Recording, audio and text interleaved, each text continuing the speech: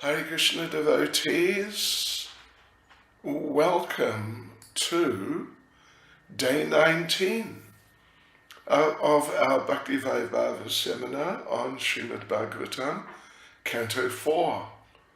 We are in chapter 8, titled Dhruva Maharaj Leaves Home for the Forest, and we are in section, let me just check what section we are in. We are in section 6, from verse 39 to verse 62. Narada instructs Dhruva further, and we are today starting with verse 55. Okay, so first of all, our prayers.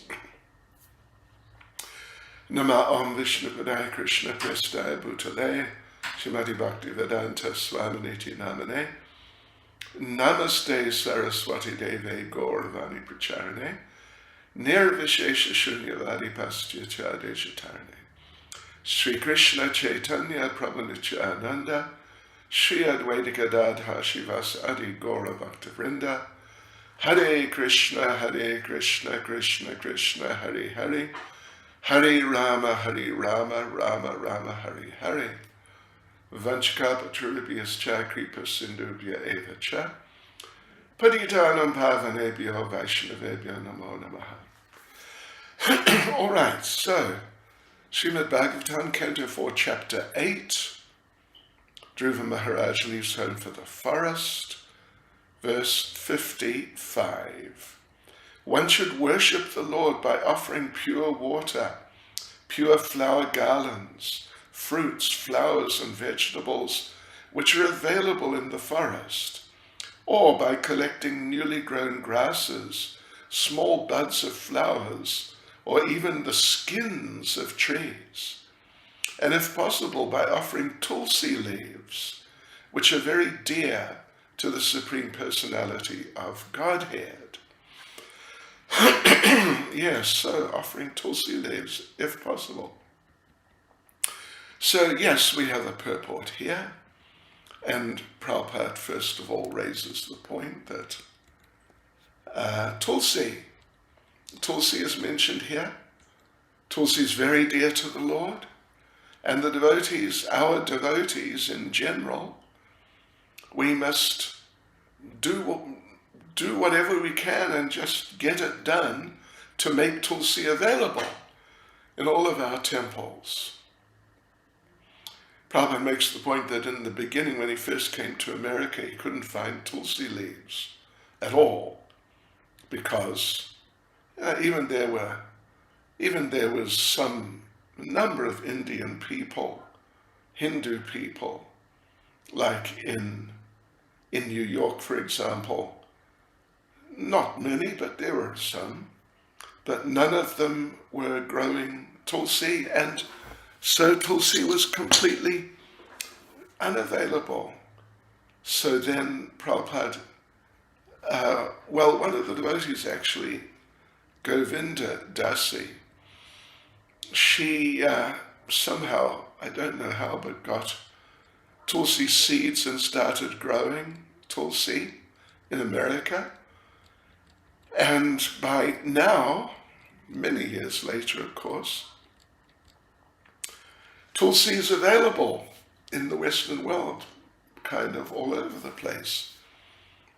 Okay, so, yes, so we go on to the second paragraph. And again, Prabhupada mentions tulsi leaves, then water. Dhruva was living on the banks of the Ganges, on the bank of the Yamuna, so he had nice water. And Prabhupada, in the last verse or couple of verses or whatever, Prabhupada has made some points about how kind of fanatical people in India, Hindu people, feel that we must maintain, standards which in the Western world are very difficult to maintain, like that you must bathe the deity in Yamuna water, or particularly they would say Ganges water, but here we're a long way from the Ganges or the Yamuna. So we have to act according to time and country and just use clean water. That's what the verse says, pure water. Yes, so whatever is available, as long as it's nice and clean, of good quality like that. Of course, there are mantras that can be chanted over the water, which is going to be used for deity worship or whatever it's going to be used for. And that, on that sort of technical shastric level, converts the water into Yamuna or Ganges water.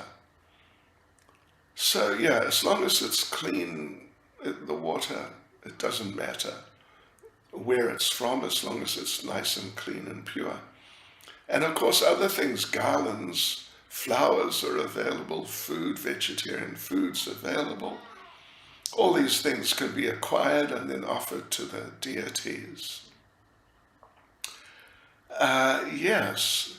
So in Bhagavad Gita, of course, chapter 9, verse 26, Patram Pushpam Palam Toyam. Everybody knows that verse, such a famous verse. Krishna says he accepts these things if they're offered with devotion. And we shouldn't offer Krishna anything, Prabhupada says, other than what is prescribed herein by Narada Muni, because he's a great authority in deity worship and just in Krishna consciousness in general. Prabhupada concludes the purport of verse 55 by saying, one cannot offer to the deity according to one's whims. Since these fruits and vegetables are available anywhere in the universe, we should observe this small point very attentively.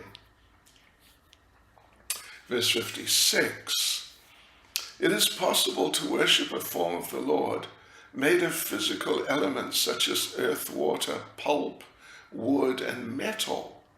In the forest, one can make a form with no more than earth and water and worship him according to the above principles.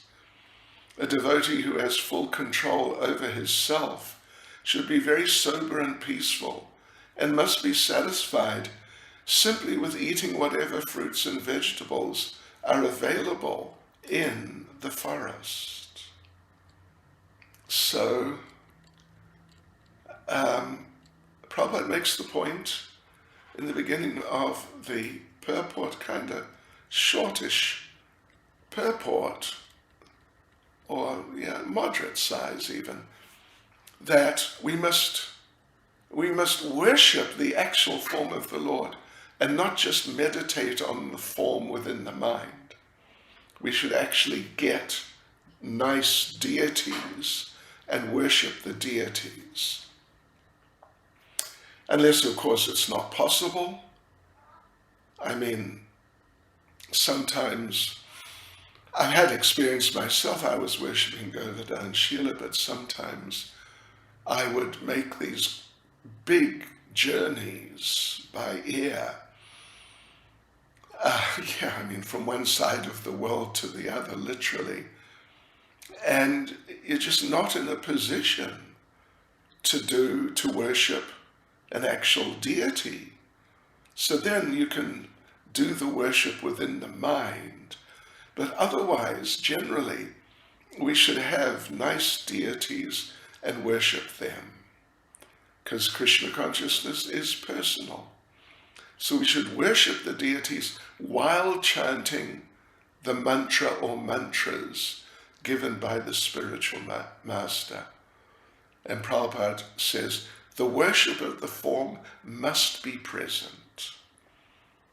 So the impersonalists, they meditate on something impersonal. Even they say you can just meditate on anything. Just imagine some form. But Prabhupada says this path is precarious. We're not advised to do like this. So in the verse it did say that as someone who's living in the forest, really in very austere situation with just no real facility whatsoever, they can worship a form made of earth and water. Because in the jungle, how are you going to make a form? From where will you get a form made of metal or stone? And devotees shouldn't be anxious about cooking food. Particularly like Dhruva in the forest, he didn't have any cooking equipment. So you just take whatever you can from nature. Whatever is available locally can be offered. The devotee can eat that.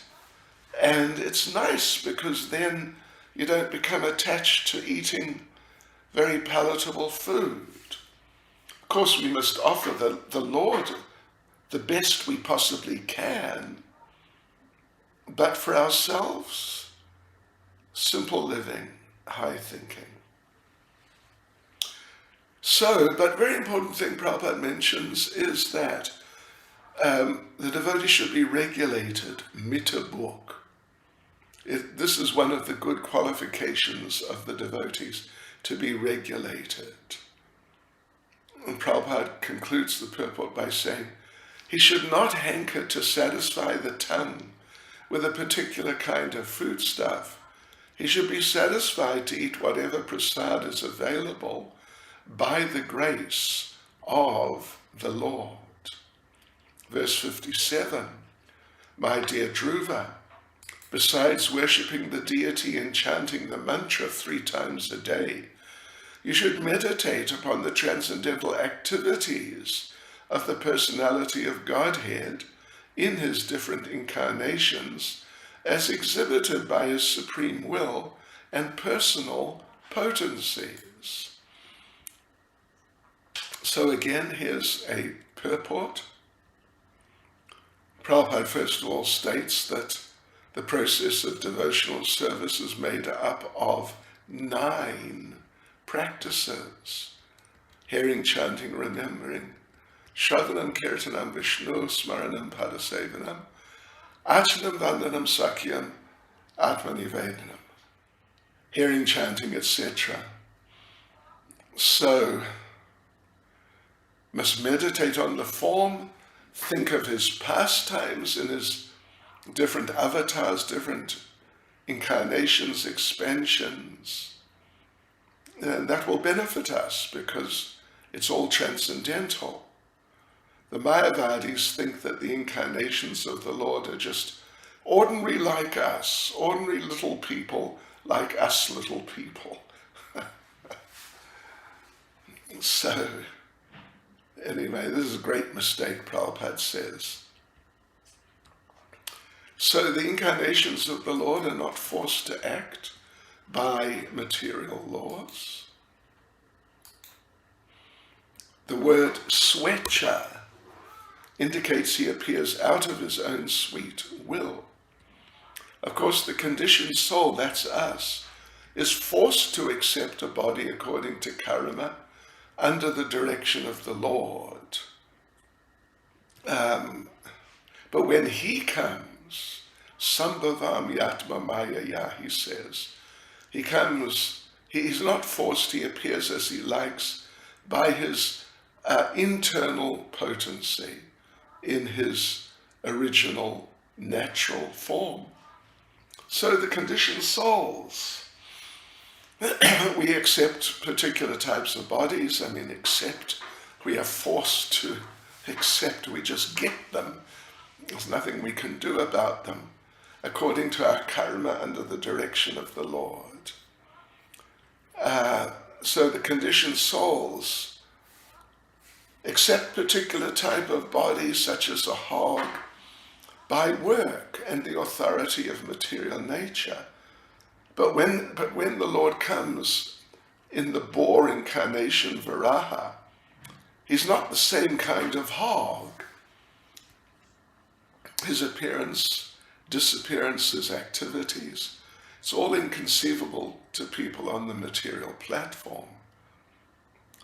So, and of course in Bhagavad Gita we just mentioned that he says, the Lord says he appears by his internal potency to protect the devotees and annihilate the non-devotees, re-establish principles of religion. So all his appearances are like that. And we shouldn't mistake his appearances as being like ours. He appears as in human-type form, animal-type forms. They're all exhibitions of his internal potency. So it's actually offensive to think that his appearance is the same as ours. Yeah. And Lord Chaitanya condemned the Mayavadis for thinking the Lord and the conditioned living entities are one and the same. So there's a second paragraph here in the purport of verse 57. Narada, well, we've heard actually, but Prabhupada mentions Narada advises Dhruva to meditate on the pastimes of the Lord. This is as good as meditating on the form of the Lord. Such meditation is valuable, and so is chanting his names. So Prabhupada concludes the purport by saying, but in this age we're especially advised to chant the Hare Krishna mantra as enunciated in the Shastra. Hare Krishna, Krishna Krishna, Hare Hare, Hare Rama, Rama Rama, Hare Hare. On to verse 58. One should follow in the footsteps of previous devotees regarding how to worship the Lord with the prescribed paraphernalia. Or one should offer worship within the heart by reciting the mantra to the personality of Godhead, who is non-different from the mantra. Okay. So yes, there's a purport here. Prabhupada makes the point, if you can't worship the form of the Lord nicely with paraphernalia and, like it should really be done, at least you can think of him and offer everything recommended in scripture mentally. Flowers, chandan, conch shell, umbrella, fan, chamara. All these things can be offered mentally. You can meditate like this and chant Om Namo Bhagavate Vasudevaya. And since the mantra and the Lord are non-different, you can worship the form of the Lord with the mantra in the absence of physical paraphernalia. And Srila Prabhupada refers to, he doesn't explain in any detail, as he did with the story of Sanatana Goswami and the touchstone when yesterday, or maybe it was the day before, but he mentions the story of the South Indian Brahmin who worshipped the Lord within his mind. It's in Nectar of Devotion. I think you know that story. He was extremely poor, couldn't afford anything, but he really wanted to do deity worship. And one day he was at the ISKCON temple, and this is hundreds of years ago. He was at the ISKCON temple and a devotee was giving class, and the devotee said that, if you can't get the paraphernalia, then you can just do all the worship in your mind. So he was doing that. But after some time he was wondering, is it real or am I just daydreaming? Just some sort of insubstantial type of thing. So what he did in his mind, he was cooking sweet rice in his mind to offer to his deities who were in his mind. And sweet rice, of course, should be offered cool, not hot, usually at least.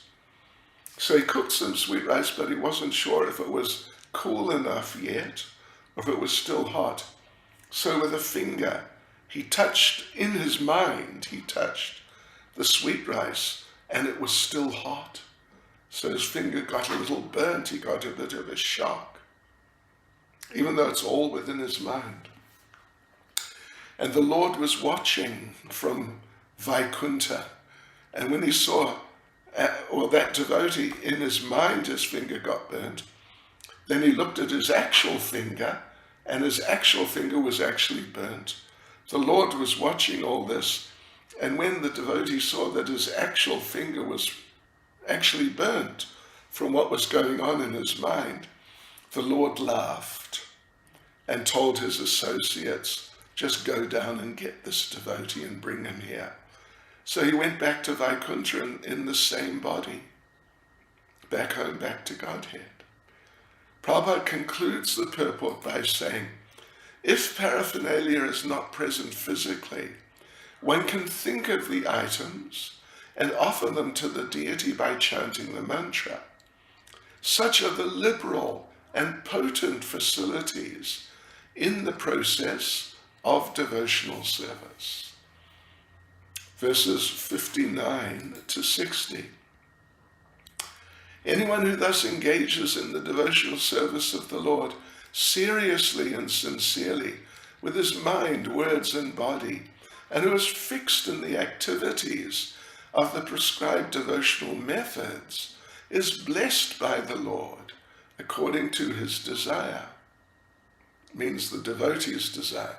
If a devotee desires material religiosity, economic development, sense gratification, or liberation from the material world, he is awarded these results.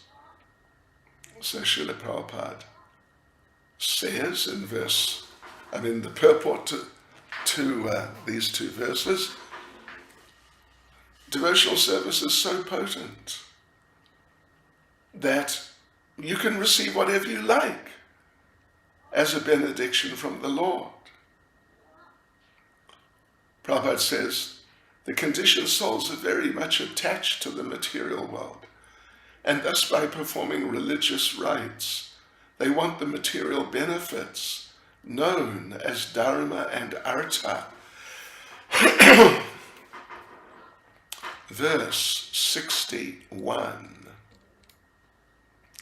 If one is very serious about liberation, he must stick to the process of transcendental loving service, engaging 24 hours a day in the highest stage of ecstasy, and he must certainly be aloof from all activities of sense gratification.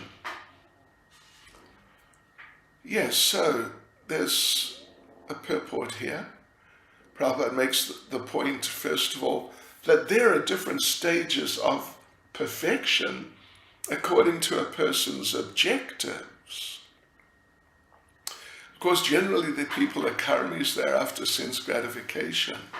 Above them are the jnanis who are after liberation. Then there's the yogis who are above the jnanis. They meditate on the lotus feet of the Lord, and then above every one are the devotees who want to serve the Lord. They're on the topmost level of ecstasy. So there's a second paragraph here. Dhruva Maharaj is advised that if he has no desire for sense gratification, he should directly engage in devotional service.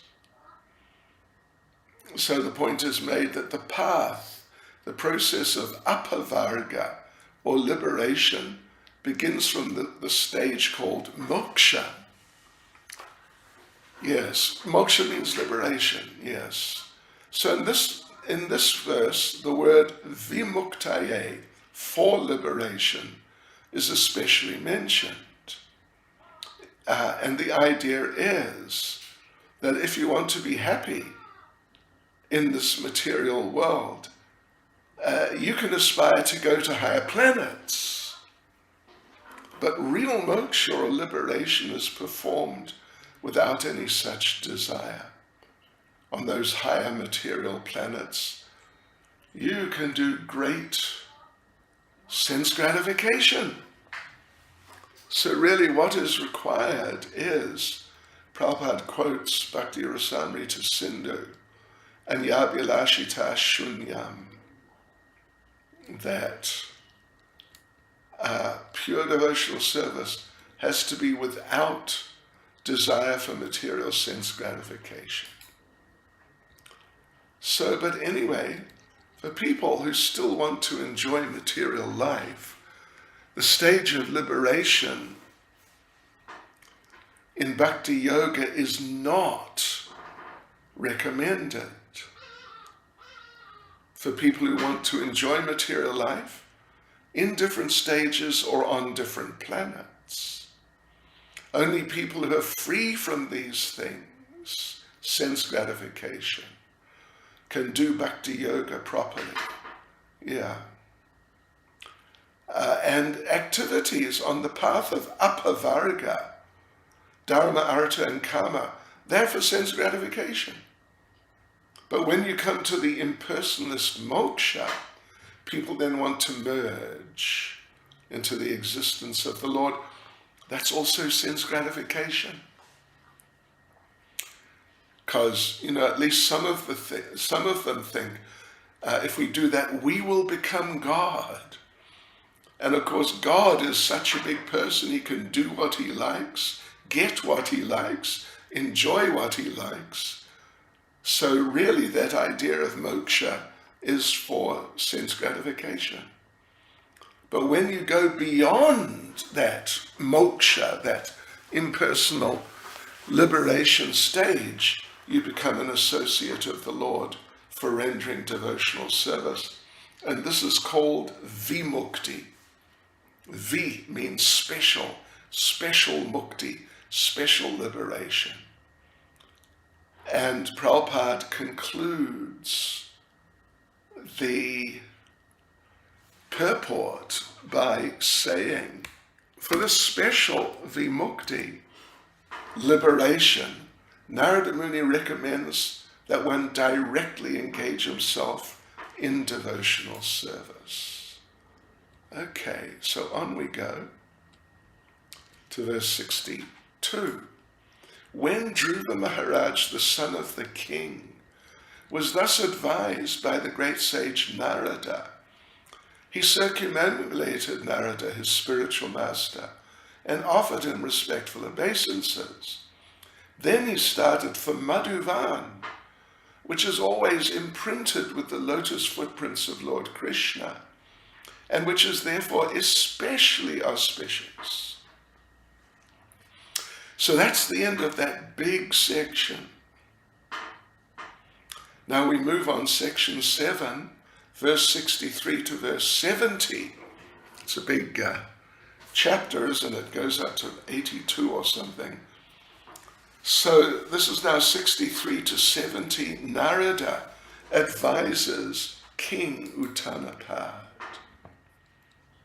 I think we'll just read straight through because there's a number of these verses don't have purports at all. So we'll just go straight through. So, okay, verse 63. After Dhruva entered Madhuvan forest to execute devotional service, the great sage Narada thought it wise to go to the king to see how he was faring within the palace. When Narada Muni approached, the king received him properly, offering him due obeisances. After being seated comfortably, Narada began to speak. There's no purport there. Verse 64. The great sage Narada inquired, "My dear king, your face appears to be withering up, and you look like you've been thinking of something for a very long time. Why is that? Have you been hampered in following your path of religious rites, economic development, and sense gratification?" So there is a purport here. Let's just have a look, just a very short purport. Narada Muni, Prabhupada notes, he only asked about dharma, artha, and kama, religiosity, economic development, and sense gratification, not about liberation. Yeah. So, because he knew the king was engaged in management of the kingdom. Yeah.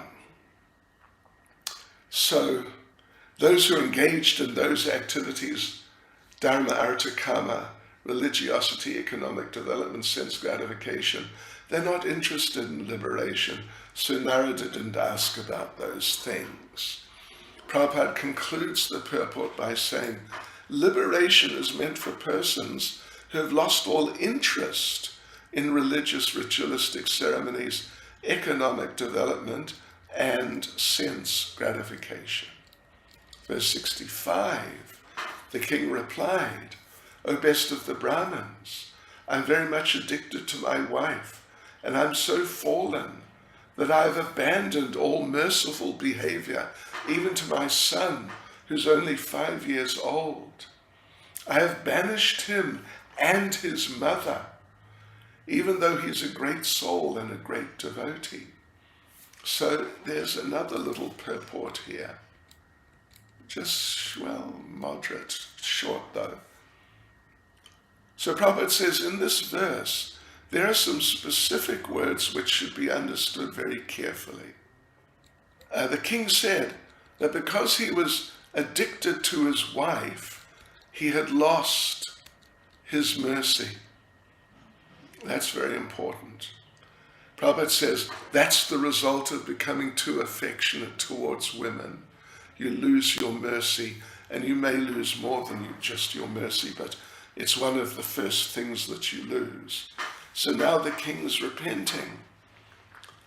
Manu Samhita says you can never desert your wife and children. That's interesting, isn't it? You can never desert your wife and children.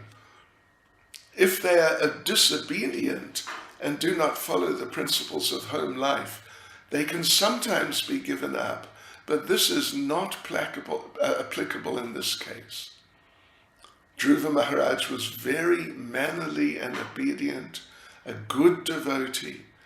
Such a person's never to be neglected, but the king banished him. 66. My dear Brahmin, the face of my son was just like a lotus flower. I'm thinking of his precarious condition. He's unprotected and he might be very hungry. He might have lain down somewhere. He may have lain down somewhere in the forest, and the wolves might have attacked him to eat his body. No purport there. 67. Alas, just see how I was conquered by my wife. Just imagine my cruelty. Out of love and affection, the boy was trying to get up on my lap, but I did not receive him, nor did I even pat him for a moment. Just imagine how hard-hearted I am. 68. The great sage Narada replied, My dear king, please do not be aggrieved about your son. He is well protected by the Supreme Personality of Godhead. Although you have no actual information of his influence, his reputation is already spread all over the world. And again, there's a very short purport. Prabhupada raises the question, we may wonder, how can sages and devotees live in the forest and meditate with no one to look after them? That is a good question, actually. So, the answer given by Narada Muni, great authority, is that they, and in this case, Dhruva, is protected by the Supreme Personality of Godhead. Sharanagati, or surrender, means firm belief, acceptance that wherever the surrendered soul lives, he's always protected by the Lord. He's never alone, never unprotected. So, of course, Uttanappa, Dhruva's father, thought his son was in a precarious position in the jungle, But Narada Muni told him, you don't have sufficient information about the influence of your son. Prabhupada concludes the purport by saying, anyone who engages in devotional service anywhere within the universe is never unprotected. So now, verse 69. My dear king, your son is very competent. He'll perform activities which would be impossible even for great kings and sages. Very soon he will complete his task and come back home. You should know that he will also spread your reputation all over the world. So, okay, here we go. Purport is there. Interesting point. Narada Muni describes Dhruva as Prabhu. Yes. Master. Actually, ultimately, this word Prabhu is applicable to the Lord. Yes. Prabhupada says sometimes the spiritual master is addressed as Prabhupada. Prabhu means the Supreme Lord, and Pad means the post. Prabhupada, therefore, means he has the post of the Supreme Lord. According to Vaishnava philosophy, the spiritual master occupies the post of the Supreme Lord because he's a bona fide representative of the Lord. So Dhruva was also addressed as Prabhu because he's an acharya in our Vaishnava line. Another meaning of Prabhu is master of the senses. Just like the word Swami. Another significant word is sudushkaram, very difficult to perform. So what was Dhruva's task? The most difficult task is to satisfy the Lord, and Dhruva would be able to do that because he was not fickle. Going this way, then that way, then another way, changing his mind and changing again.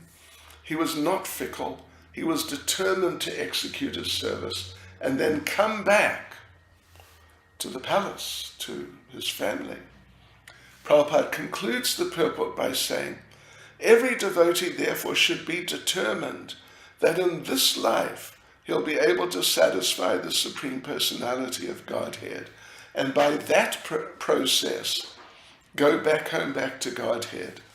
That is the perfection of the highest mission of life. Verse 70.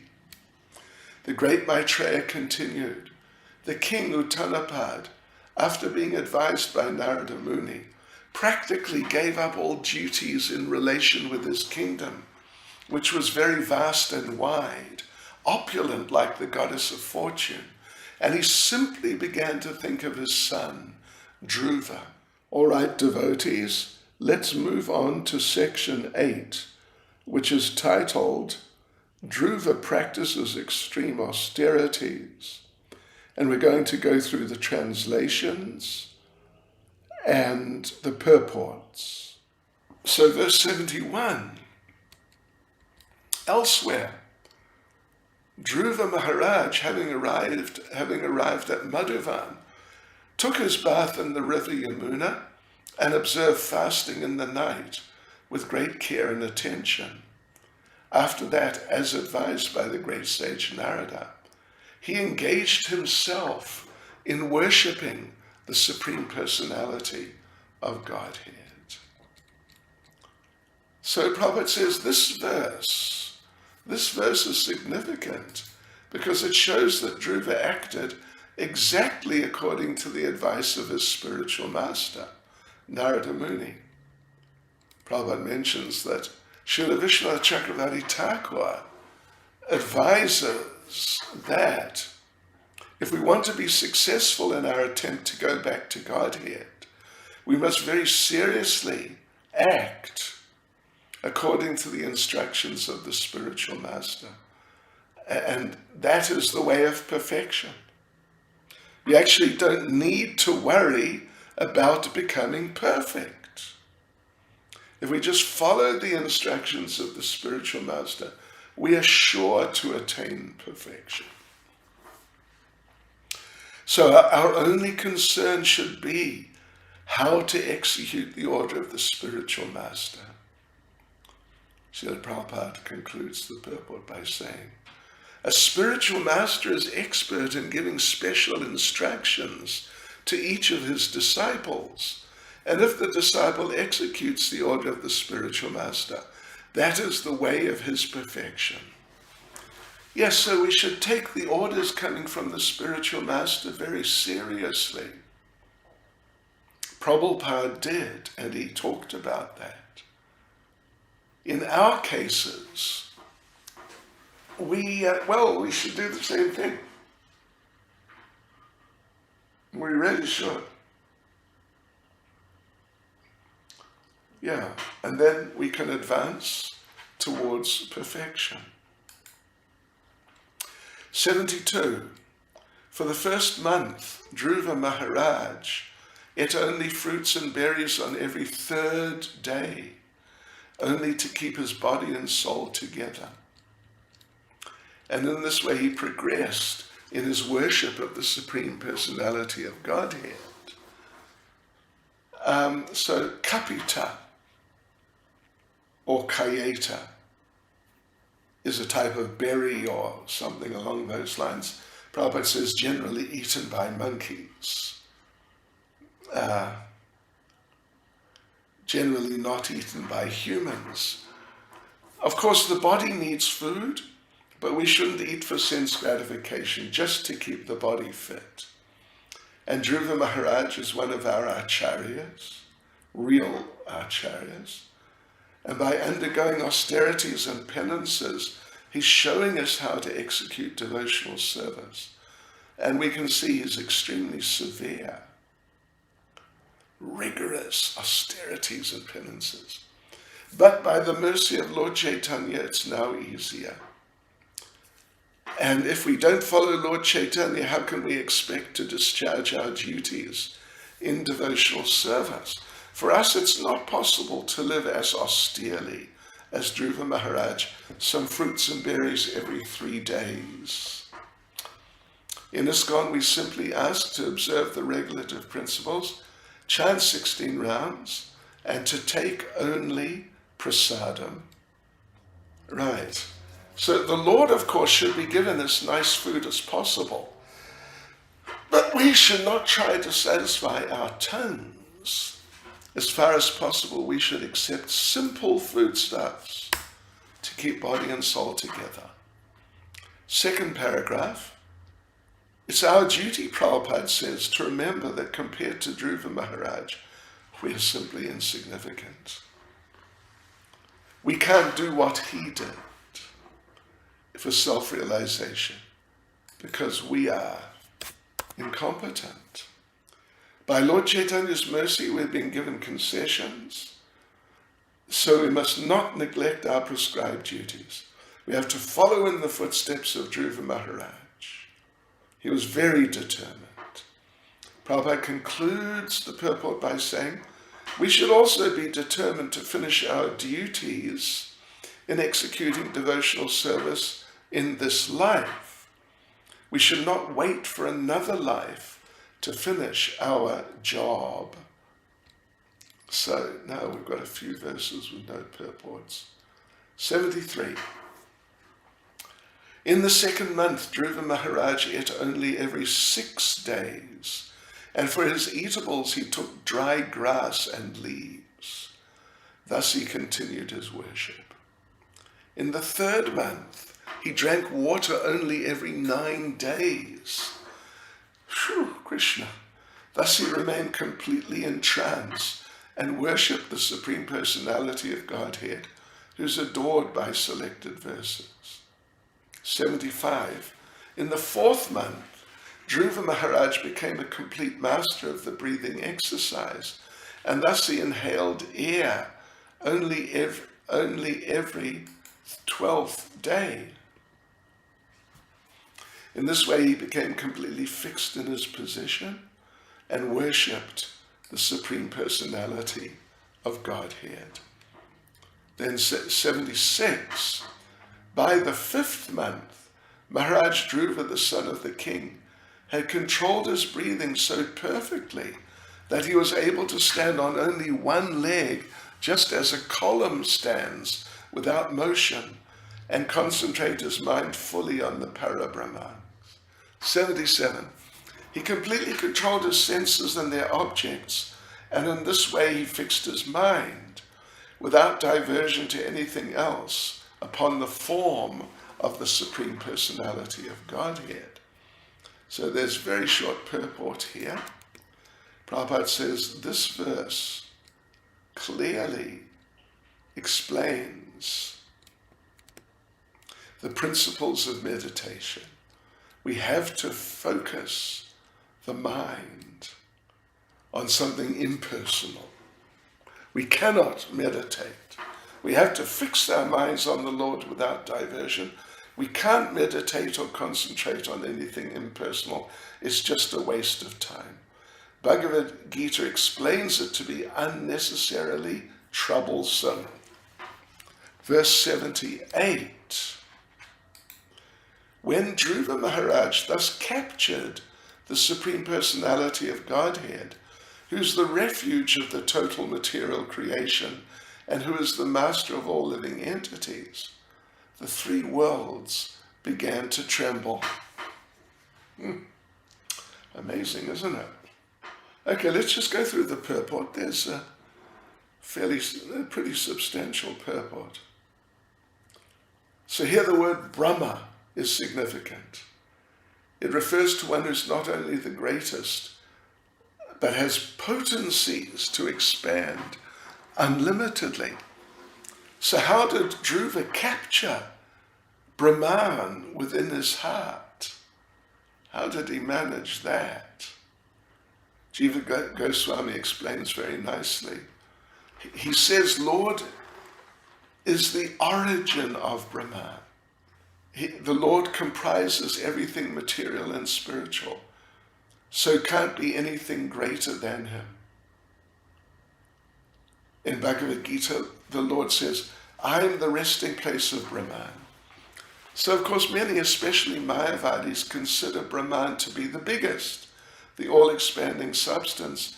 But according to this verse and other Vedic literatures and Bhagavad Gita, the resting place of Brahman means the spiritual, impersonal spiritual energy. The resting place is the Supreme Personality of Godhead, as the resting place of the sunshine is the sun globe. Therefore, Srila Jiva Goswami says that since the form of the Lord is the seed of all greatness, he is the Supreme Brahman. Anyway, so now since the Supreme Brahman was in the heart of Dhruva Maharaj, he became heavier than the heaviest. Therefore the 3 worlds trembled. Everything trembled in the 3 worlds, in the material world and in the spiritual world. Amazing. 2nd paragraph, the Mahatattva, sum total of material creation, is understood to be the end of all the universes, including all the living entities. So Brahman is the resort of Mahatattva, including all material and spiritual entities. And the Supreme Brahman, the Supreme Lord, is the master of Pradhan and Purusha. Pradhan is subtle matter, like ether. Purusha means living entities entangled in subtle material existence. It's also known as Para-Prakriti and Apara-Prakriti, as Bhagavad Gita says. So Krishna, Lord Krishna, is the controller of both Prakritis. So therefore he's the master of Pradhan and Purusha. The Vedic hymns, in the Vedic hymns, The Supreme Brahman is described as Anta Pravishta Sashta, the Lord controlling and entering everything. Brahma Samhita confirms this. He's not just entered the universe, but he's entered the atoms also. Therefore the Lord controls everything, can control everything by entering everything. So Dhruva, by associating with the Lord in the heart, became equal to the greatest, Brahman, by his association, becoming attractive. So he became the heaviest, and the universe trembled. So a person who concentrates on the transcendental form of Krishna in the heart can strike the world with wonder at his activities. That's the perfection of yoga, as Bhagavad Gita 647 states. So Prabhupada concludes the purport by saying, ordinary yogis can exhibit wonderful material activities known as Ashtasiddhi, 8 kinds of yogic perfection. But a pure devotee of the Lord can surpass these perfections by performing activities which can make the whole universe tremble. Okay. Verse 79. As Dhruva Maharaj, the king's son, kept himself steadily standing on one leg, the pressure of his big toe pushed down half the earth, just as an elephant being carried on a boat rocks the boat left and right with his every step. The most significant expression here is Parthi Vaibhava, the son of the king. When he was at home, he was stopped from getting on his father's lap, but when he was advanced in self-realization, devotional service, then, by the pressure of one toe, he could push down the whole earth. That's, Prabhupada says, that's the difference between ordinary consciousness and Krishna consciousness. In ordinary consciousness, the king's son maybe refused something even by the father, but when the same person's fully Krishna conscious, he can push down the earth with the pressure of his toe. One cannot argue. How is it that Dhruva, who was prevented from sitting on his father's lap, how could Dhruva press down the whole earth? This is not appreciated by the learned people, learned devotees, because it's an example of Nagna Matrika logic. This is interesting. This logic says that because your mother was naked at birth, she should remain naked when she's grown up. Nagna Matrika logic. So the stepmother of Dhruva might have been thinking like this, since she stopped Dhruva sitting on his father's lap. So since she stopped Dhruva sitting on his father's lap, so how could he press down the whole earth? How is it possible? She must have been surprised to learn that Dhruva, by concentrating on the Lord in the heart, could press down the entire earth like an elephant who presses down a boat when it gets on. Verse 80. When Dhruva Maharaj became practically one in heaviness with Lord Vishnu, the total consciousness, due to his fully concentrating and closing all the holes of his body, the total universal breathing became choked up, and all the great demigods and all the planetary systems felt suffocated, and thus took shelter of the Supreme Personality of Godhead. When hundreds of people are on a plane, then although they're individuals, they share in the total force of the plane, running at, well, thousands of miles per hour. I mean, it depends what sort of plane. Okay, thousands, Prabhupada says. Similarly, when the unit energy identifies with the total energy, the unit energy becomes as powerful as the total energy.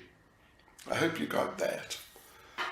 So as the previous verse said, Dhruva, because of his spiritual advancement, became almost the total heaviness.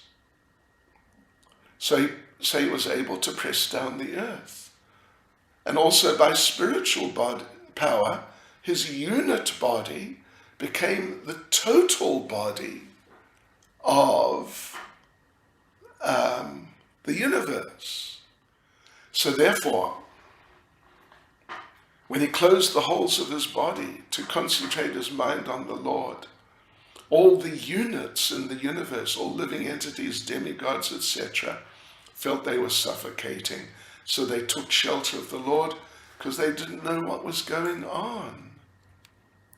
So the example is Dhruva closing the holes of his body and thereby stopping the breathing holes of the universe. Shows that a devotee, this example shows that by his own devotional service, a devotee can influence all people or the whole world to become devotees. So therefore, Prabhupada says, if there's only one pure devotee, he can change the whole consciousness of the world into Krishna consciousness. That's not difficult to understand if we study the behavior of Dhruva Maharaj. So, yes, all right, we'll carry on. We're going to finish this chapter. Actually, there's just 2 more verses. We're going to go over time a bit, but what to do. The demigod said, "Dear Lord, you're the refuge of all moving and non-moving living entities. We feel all living entities to be suffocating, their breathing processes choked up. We've never experienced such a thing. Since you're the ultimate shelter of all surrendered souls, we've therefore approached you. Kindly save us from this danger." So Dhruva's influence through his devotional service was felt by the demigods. They'd never experienced anything like that. The entire universal breathing becoming choked because of him controlling his breathing. So Prabhupada says, it's by the will of the Lord that material entities cannot breathe, whereas spiritual entities are able to breathe. That's a bit unusual. The material entities are products of external energy. The spiritual are products of internal energy. So the demigods approached the Lord to know why their breathing was choked. It's the right thing to do because the Lord can solve all problems in this world. In the spiritual world, there are no problems. But in the material world, there's so many. So since the Lord is the master of the material and spiritual worlds, best to approach him in all problematic situations. So like this, the devotees have no problems in the material world. Prabhupada quotes Vishwampurna Sukhayate Chaitanya Chandramrita. Devotees are free of problems because they're surrendered to the Lord. So for the devotee, everything in the world is pleasing because he knows how to use everything in the Lord's service. And verse 82, last verse, the Supreme Personality of Godhead replied, "My dear demigods, do not be perturbed by this. It is due to the severe austerity and full determination of the son of King Uttanapad, who's now fully absorbed in thought of me. He's obstructed the universal breathing process. You can safely return to your respective homes. I shall stop this boy in his severe acts of austerities, and you'll be saved from the situation." So the Mayavadis misinterpret the word sangatatma here, which infers, it can be interpreted, you could say, something to do with oneness, So they say the soul of Dhruva became one with the Lord's soul and had no separate existence. But here it's clearly said that he was so absorbed in meditating on the Lord that the Lord was attracted to him. To please the demigods, he wanted to go to Dhruva to stop his austerity. So this idea of Dhruva becoming one with him, it's just nonsense actually. Rather, the supersoul personality of Godhead wanted to stop Dhruva from his severe austerity.